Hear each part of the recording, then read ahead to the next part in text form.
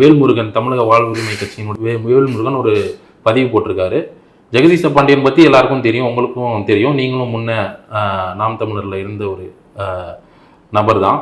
அவர் முன்ன நாம் தமிழரில் இருந்தார். நாம் தமிழர்லேருந்து வெளியில் வந்துட்டு தமிழக வாழ்வுரிமை கட்சியில் சேர்ந்து திரு சீமானை பற்றின நிறைய விமர்சனங்கள் வச்சார். அவருடைய கொள்கை மாறிட்டார், தவறிட்டார் அப்படின்றத. இன்னைக்கு பதிவில் என்ன போட்டிருக்காருன்னா, திரு வேல்முருகன் அவர்கள் அவர் நம்ம கட்சியில் இணைஞ்சதுலேருந்து அவர் நாம் தமிழரை பற்றின ஒரு மாற்று கருத்தை வச்சுக்கிட்டே இருந்தார்.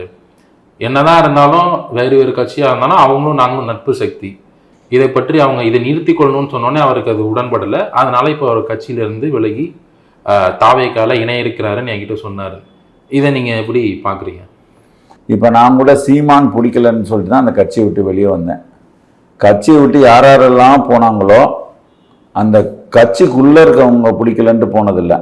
நேரடியாக நபர் ஒற்றை தலைமையாக இருந்துக்கிட்டு அவர் யார்கிட்டையும் அதாவது ஆலோசனையெல்லாம் கேட்டு செயல்படாத சீமான் என்ற நபர் தான் அந்த கட்சியை வளர்ந்ததுக்கு காரணமும் அவர் தான். பலர் கட்சி விட்டு ஓடுனதுக்கு காரணமும் அதுதான்.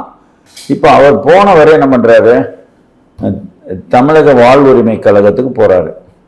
வெற்றிக்குமரனும் போனார். சரியா?